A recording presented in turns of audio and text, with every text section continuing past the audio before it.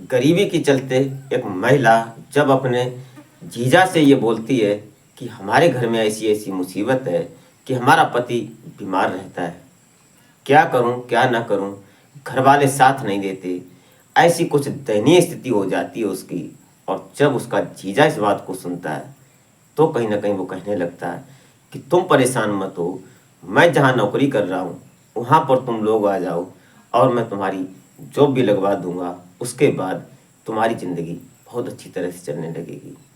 वो महिला लालच में आ जाती है और अपने जीजा के पास चली जाती है। वहाँ जाकर, जो कि अधेड़ उम्र में महिला थी और पूरी उम्र में उसका जीजा होने वाला था, तब जाकर कहीं ना कहीं उनके प्रेम संबंध चल जाते हैं। और जब दोनों का अफेयर चलता है तो इतना लंबा चलता है कि उसका जो पति बीमार था उसको ही इस दुनिया से हटा दिया। क्या किया था उसने, क्या कहानी बन जाती है, वो जानेंगे इस वीडियो में। तो आप देख रहे हैं मैं सफ़र तक, और हमारे इस चैनल को सपोर्ट करने की प्लीज़ कोशिश ज़रूर करें। वीडियो ज़रा सी भी अच्छी लगे तो लाइक करके एक छोटा सा कमेंट, और कमेंट में अपना और अपने शहर का नाम जरूर लिख दिया करें। तो नमस्कार, आदाब, सत श्री अकाल, मैं अजय कोहली। आज की जो ये सच्ची घटना मैं आपको सुनाने जा रहा हूँ, ये घटना बिहार का एक ज़िला पड़ता है भागलपुर, और भागलपुर का एक इलाका पड़ता है सोनबरसा। यहाँ के रहने वाले गुड्डू राय, जिनकी उम्र होती है 37 साल। ये 4 भाई होते हैं, 4 भाइयों में ये तीसरे नंबर का गुड्डू होता है। इसकी शादी होती है पास की रहने वाली कुछ दूरी पर गांव होता है बोबी। अब बोबी की उम्र 35 साल की होती है। अभी इनकी शादी हो जाती है। जो बोबी थी वो देखने सुनने में बेहद खूबसूरत थी। कहीं ना कहीं जब गुड्डू की शादी होती है तो वो देखकर अपने आप को खुशनसीब समझने लगता है, क्योंकि उसको इतनी सुंदर बीवी जो मिली थी।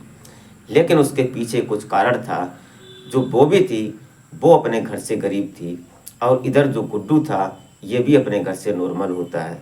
कहीं ना कहीं दोनों की शादी जब होने के बाद कुछ साल गुजरते हैं, उसके बाद इनके पास एक बेटा आ जाता है।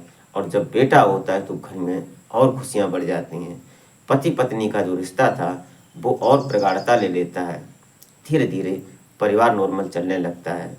गुड्डू गांव में मजदूरी करता, झाड़ी करता, और अपनी पत्नी और अपने बच्चे को ख्याल रखता, उनके खाने पीने का इंतजाम करता। लेकिन कहीं ना कहीं धीरे धीरे जो गुड्डू होता है, गुड्डू को खांसी और जुकाम जैसी बीमारी चल पड़ती है। इस खांसी जुकाम ने उसके ज़िंदगी को दूभर करके रख दिया। धीरे धीरे वो खांसी इतनी बढ़ जाती है कि जब उसका जिला हॉस्पिटल में चेकअप करवाया जाता है तो उसको टीबी घोषित हो जाती है। डॉक्टर उसको टीबी बता देते हैं।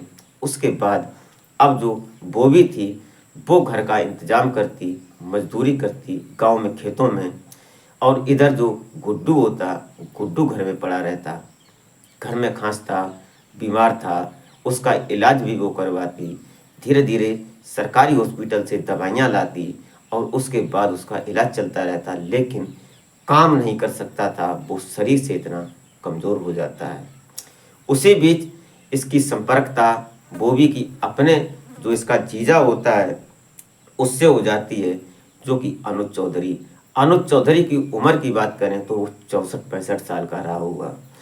दोनों की, इधर जो बोबी होती है 35 साल की और अनुज चौधरी 65 साल का, दोनों की फ़ोन पर बात होने लगती है।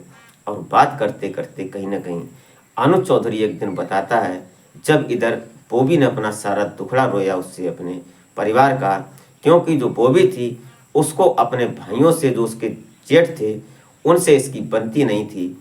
ये अक्सर घर में लड़ाई करती थी। और उसके बाद इसके जो परिवार वाले थे, जो इसके जेठ और एक देवर था, इन लोगों ने इसको अलग कर दिया था और ये अलग रहना ही चाहती थी।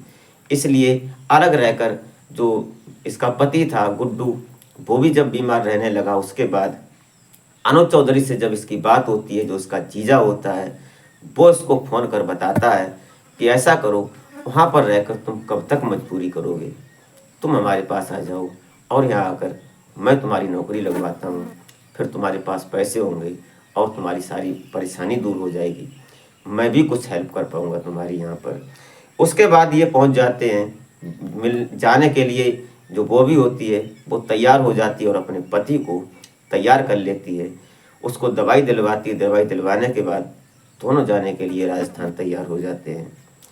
जिला अलवर पहुंचते हैं। वहाँ की एक जगह पड़ती है राजस्थान में जिला अलवर, और वहाँ भिवानी में जब ये पहुंचते हैं तो भिवानी में ये रह रहा था अनुज चौधरी, और उसी के पास ये सीधा पहुंचते हैं। पहुंचने के बाद ये उसको अपने पास कुछ दूरी पर एक कमरा दिलवा देता है। धीरे धीरे जब कमरा वहाँ पहुँच जाता है, बॉबी की ये नौकरी लगवा देता है। इसका बेटा हर्ष होता है, वो अभी अपने पिता के पास रहता है और वो घर पर रहता है, ये वहाँ पर नौकरी करती है। कहानी आगे बढ़ने लगती है। उसके बाद जो बॉबी होता है, बॉबी जो थी वो कहीं ना कहीं अपने जीजा से अट्रैक्ट होने लगती है और कहानी फिर नया मोड़ लेने लगती है। इधर जो गुड्डू था वो मजबूर था, वो कमरे में पड़ा रहता, और जो बॉबी होती वो अपने जीजा से बात करती, जीजा के साथ ड्यूटी जाती। उसी की कंपनी में उसने नौकरी लगवाई थी, और उसके बाद साथ में आते, साथ में रहते, साथ में लंच में खाना खाते, कहीं ना कहीं एक दूसरे से प्रभावित हो जाते हैं और फिर कहानी नया मोड़ ले लेती है। अब धीरे धीरे जब प्यार हुआ और प्यार होने के बाद बॉबी और अनुज चौधरी दोनों में शारीरिक संबंध स्थापित हो जाते, और ये बात कहीं ना कहीं कुछ दिन तक छुपी रहती। और फिर एक दिन जो गुड्डू होता है, गुड्डू ये जान लेता है, लेकिन गुड्डू मजबूर हो जाता है, वो कुछ नहीं कर पाता। उसी कमरे में पति बीमार पड़ा रहता, और उसी कमरे में जो उसकी पत्नी थी वो अपने जीजा के साथ अवैध संबंध बनाती। आपत्तिजनक स्थिति में जब होती तो कहीं ना कहीं उसका पति जो था वो रोता है, और रोकर ये मजबूरी में कुछ नहीं कर सकता। कहीं ना कहीं ये कहानी जब आगे बढ़ने लगती है और जब हद से ज़्यादा गुजर जाती है, फिर जाकर एक दिन कहीं ना कहीं जो अनुज चौधरी होता है ये बॉबी से बोलता है कि ऐसा कब तक करेंगे और कब तक छुप छुप कर मिलेंगे, ऐसा करते हैं हम दोनों लोग शादी कर लेते हैं। जबकि अनुज चौधरी के पास बेटे होते हैं और उसके साथ उनकी पत्नी और बेटियां भी होती हैं, लेकिन कहीं ना कहीं उसने बॉबी को इस तरह से बरगलाया, और बॉबी भी कहीं ना कहीं उसकी दीवानी हो जाती है, और फिर ये एक दिन भाग जाते हैं। 19 अगस्त को जो इसने कमरा लिया था जहाँ पर संतरा देवी एक कॉलोनी में रहती थी, उसके मकान में कमरा लिया था। इस मकान में इसी के आसपास के मकान में अनुज चौधरी रहता था, और इसी में इसने बॉबी को भी कमरा दिलवाया था।